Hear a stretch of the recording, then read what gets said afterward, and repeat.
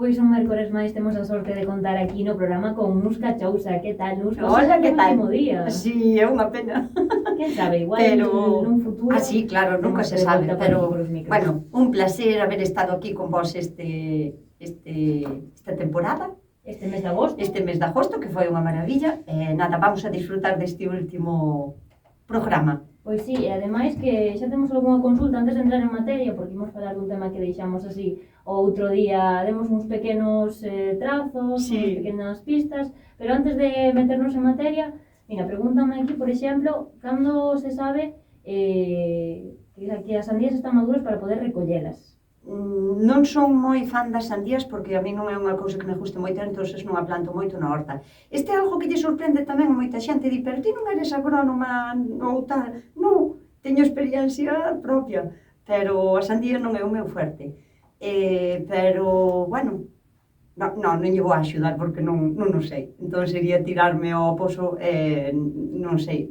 Pois nada, que busque axuda non somos especialistas. Sinto moitísimo, pero en sandías non se pode saber todo. Non se pode saber todo. Efectivamente. Mira, pregunta aquí Carmen tamén, di que plantou maíz doce e xa ten mazorcas, pero quería saber como podo saber cando arrancalas para consumilas, cal é o punto no que xa estarían para comer e en que se ten que fixar. Mira, se as quere comer crudas, que ao mellor é iso que quere facer, en canto os peliños que lle salen para fora deixan de ter ese color brillante, e cando lle toca camán non son como un tacto pegajoso, o sea que están empezando como a secar os pelos, esa espiga xa se pode comer cruda, porque vai a ter como un leitiño así, os grans de millo, e podese consumir cruda, sin cociñala siquera. Si vamos a esperar para ter que cosela ou para poder poñela tanto fervida como a microondas como na brasa, esperamos hasta que os peliños estean secos de todo. Entón é cando a podemos colleitar, antes de que o que é o pé de millo estea seco de todo, porque senón xa sería para outro tipo de usos. Claro. Pois nada, queda aí xa resolta esa consulta e quedanos por aquí outra sobre os tomates verdes mexicanos. Sí. Sei que teñen moi bo sabor, pero preguntan se os leva dende Galicia ata Sevilla as sementes ou planterres, se darían ali igual que aquí. Se podería plantalos nunha maceta, telos así pois nunha terraza dun piso, imagino, sobre todo polo tema da climatoloxía, que ali é diferente. Sí, porque, a ver, o tomatillo verde mexicano, que últimamente está moito en auge, porque como estou poñendo así algúns vídeos, pois é un produto que se dá super ben, que quere moito calor. De feito, nace el solo, é desas plantas que para o ano empezan a brotar por todos os lados, porque a tuvestes o ano pasado plantada, non? Entón, pero empeza a nacer cando lle chega moito calor, cando a temperatura supera os 20 grados.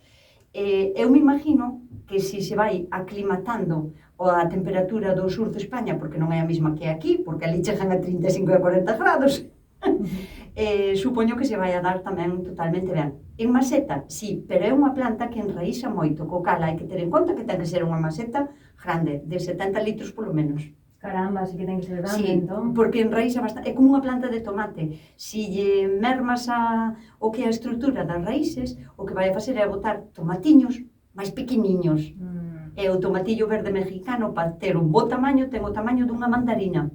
Unha mandarina boa, grande.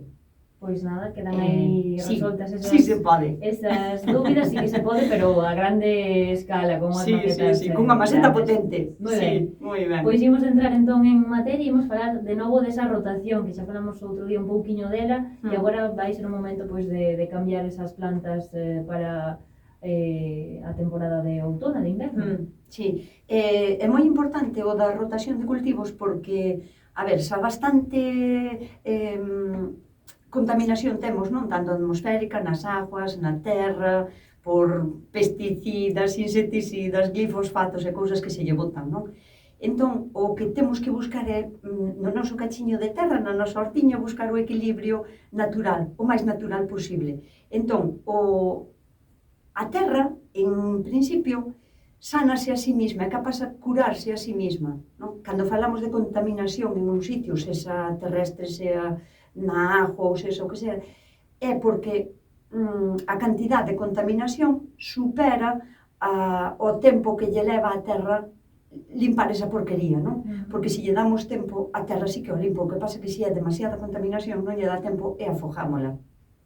Pois iso é unha cousa o que pasa un pouco ca nosa, co noso cachiño, ca nosa hortiña, pero a menor escala, non? Que se plantamos sempre o mismo tipo de planta, a mesma familia, no mesmo sitio, vais a desgastar a terra. E unha terra desgastada volvese nun terreno infértil. O sea, porque a mesma familia de plantas vai a ir consumindo os mesmos nutrientes e a terra vai a quedar como desgastada, non? Entón, canto máis lle axudemos para que non estea agotada, máis vai aumentar a fertilidade. E iso conseguímolo rotando as familias de cultivos, para que non consuman todas sempre o mismo, non? Para que se autorregule a terra e sea capaz a obter os seus propios fertilizantes para as seguintes plantas que veñan. É dicir, que a terra pois ten esa capacidade de regenerarse por Sí. si mesma, levalle un tempo e non se queremos pois plantar antes de que pase ese tempo, facendo isto da rotación axudámoslle un pouquiño a levar o mellor, non? Axudámoslle totalmente, porque non estou falando só de terra agotada en canto a recursos, non? Que necesitan as plantas? Pois fósforo, nitrógeno, potasio, tal. Si sempre plantamos a mesma planta que o que máis consume é fósforo e nitrógeno, esa terra chega un momento en que queda sin eses dous nutrientes, non? Claro, moita xente dime, pero non pasa nada, eu añádollos e xa volve a telos. É verdad, non? Pero eu, cando me din eso, sempre digo, ti pensa, cando unha persona ten anemia é por falta de ferro, non? Entonces podes tomar suplementos de ferro para non ter esa anemia. Pero o mellor, o ideal, é que o teu corpo teña o ferro adecuado e non que teñas que estar a ingerilo. Porque o corpo é capaz de facer o ferro que ten que facer, o que necesita. Pero eso pasa yo mesmo á terra. Se a deixamos descansar, ela vai a recuperarse e non é como ir añadíndolle seguido cousas, non? O ideal é que se autorregule ela e que volva a facer aos nutrientes. Pero desta maneira pois tamén lle axudamos e falábamos outro día de algunhas familias de plantas que van un pouquiño da man e que habería que rotar en conxunto, non? Sí. Bueno, a ver, hai varias e teñen nombres complicados, eu comprendo que son nombres complicados. Hai algunha que non sei se me atrevería a dicir. Veña, va, cal. Non sei, isto das equinopodiáceas. Mira, eu para que a miña xente, a xente que me sigue, sea capaz de dicir esa palabra, que foi o que pasou? Que non fostes capaz, o sea, que non podes. É que non podes. Pois até a palabra, equinopodo, áceas, todas acaban en áceas. Bueno, non, a maioría. Pero dis equinopodoáceas. Equinopodoáceas. Claro, é que non podo, claro. Claro, non podo. Esa está a palabra fácil. Moi ben. E despois, bueno, temos as liliáceas, que son cebolas, puerros, allos, compostas, leguminosas, curcubitáceas, bueno, que hai un montón. Non vale de nada estar a nombralas porque non che van a quedar. Pero, mentras non sabes todos eses nombres, porque a xente que empeza de novo na horta di, mi madriña, que aí hai que saber. Tampouco non hai que saber tanto. Hai como un truco. Este é o truco. Vamos a pensar en cultivos, antes de que sepamos todos eses nombres de familias de plantas, vamos a pensar en 4 cousas. Raíces. Que comemos de raíces? Pois comemos zanorias, puerros, cebolas, allos, non? Bueno, pois esas son a familia das raíces. Isto estou inventando, pero funciona bastante ben. Despois temos granos, o sea, chícharos, lentellas, fabóns, fabas, todo. Esos son como se foran sementes, non? Xa son diferentes, sabemos a diferenciar a raíz do grano. Bueno, despois veñen as follas. Que cousas plantamos que teñan follas? Repolos, lechugas, aselgas, moi ben. Bueno, pois xa temos outro grupo. E o último serían frutos. Que frutos? Tomates, berenjenas, pimentos. Pois xa está, con ter eses 4, mentras non sepas todas as outras para controlar mellor e facelo da mellor maneira, vamos a facer esa rotación. Vamos a rotar as raíces, despois os granos, despois as follas e despois as plantas que son de fruto. porque cada familia de plantas destas que vos acabo de dicir ten distintas necesidades de consumo de nutrientes. Por exemplo, as dúas últimas que vos dixen, que son follas e frutos, aínda que son de familias diferentes, son as maiores consumidoras de nitrógeno, por exemplo, non? Porque necesitan para facer as follas e tal, pero son unhas agotadoras da terra de nitrógeno. Entón, non plantes, despois de haber plantado repolos ou tomates, non plantes tomates ou repolos, sabes? Non volvas...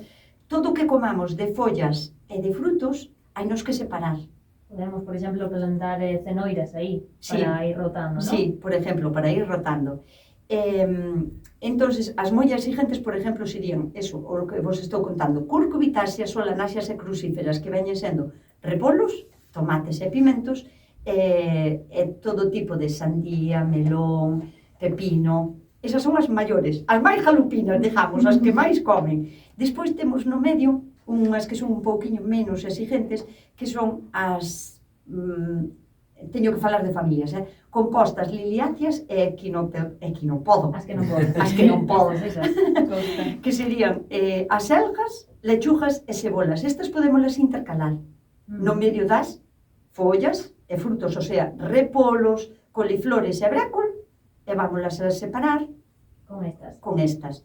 E despois temos as leguminosas, que esta sí que é unha palabra fácil, esta hai que aprender. Sí, leguminosas, sí. Leguminosas. Leguminosas é calquera tipo de planta que teña o que vamos a comer en vaina. Hai excepcións, pero non vamos a falar delas agora. Vamos a pensar en cousas que están en vaina. Os chícharos, os favóns, todo tipo de lentellas, incluso os toxos. Ah, sí? Sí, claro, é unha leguminosa. E as xestas tamén. Claro. Porque os seus froitos, o sea, as súas sementes, están en vainas, en pequeniñas vainas. Bueno, pero vamos a falar dos da horta. Este tipo de plantas, as leguminosas, son capaces, o sea, o que fan, absorben o nitrógeno que hai no aire que respiramos, que parte do aire que respiramos ten nitrógeno. Bueno, pois este tipo de plantas absorben a través da fotosíntesis e en simbiosis con unhas bacterias que hai no chan, no solo, son capaces a fijalo nas súas raíces e forman como se foran unhas bolsiñas de reserva, como se foran uns tuppers de nitrógeno para elas mismas, o sea, chamanlle plantas recuperadoras de terreno, porque o que desgastaron os tomates, por exemplo, ou unha plantación boa de repolos, se despois plantamos leguminosas, xa sexan favóns, chícharos ou o que sexa, vamos a axudar a que o terreno se recupere de xeito natural.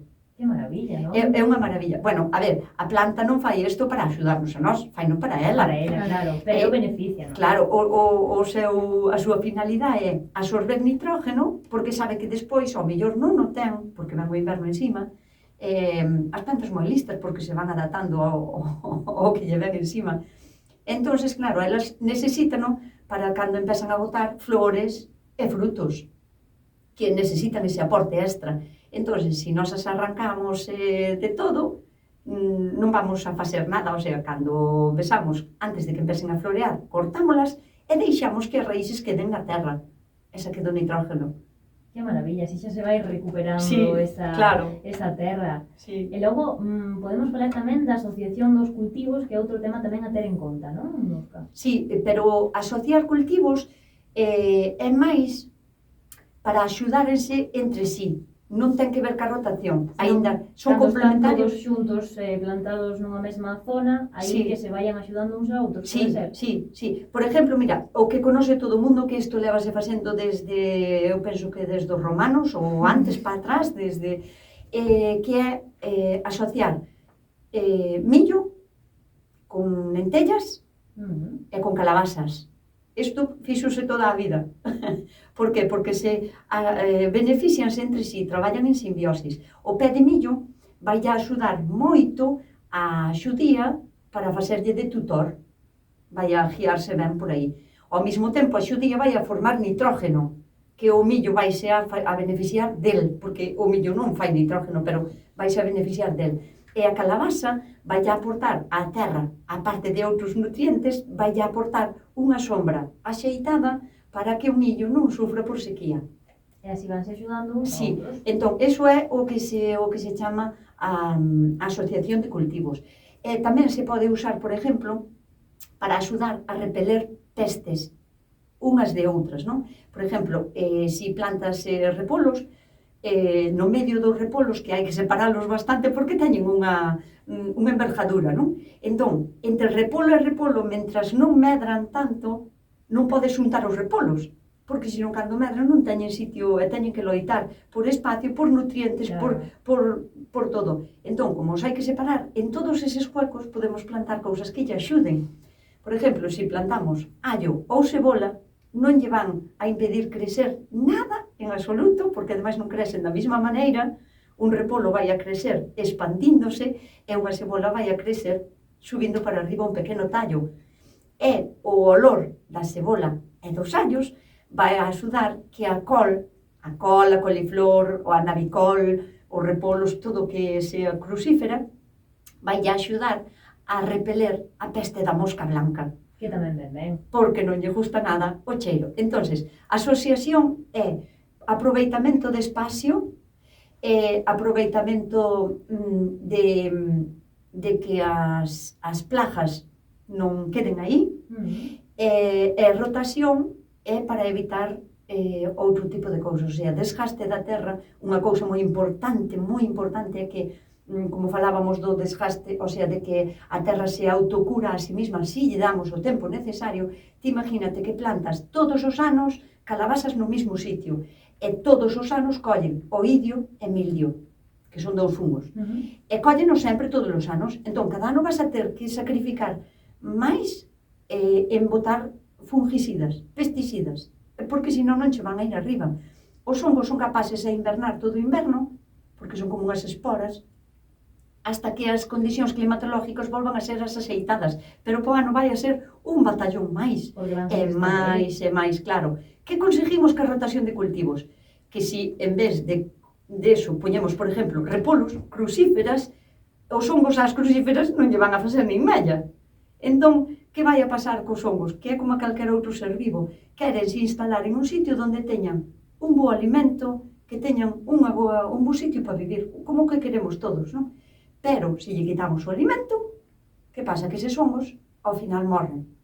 E con 3 anos que fagamos a rotación, sabes? Este ano puxen aquí os tomates, pois, hasta que volvan a vir para aquí, 3 anos, ou 4, se podes, dependendo do espacio que teñas de horta, claro. Entón, o que vamos a conseguir é que as pestes esas, a terra sea capaz de limpiálas. Pois mira que venlle ben, e canto aprendemos nós tamén desta rotación, da asociación, e de moitas máis cousas que pudemos aproveitar este mes de agosto, que pasou nada voando, O mes de agosto pasou voando. Non pasou nada. É o tempo de vir aquí tamén. E o tempo de estar aquí tamén se pasou. Vais escaso sempre, verdade? Non me digas que se pasou. Sí, a verdade é que sí, pero pasou nada, en nada, 5 minutinhos e xa la foi. Sí, a verdade é que sí. Foi un placer terte aquí a aprender tantas cousas de ti, que nos traes esa enerxía tan boa que traes sempre, nos que é unha maravilla contar contigo aquí na Radio Galega.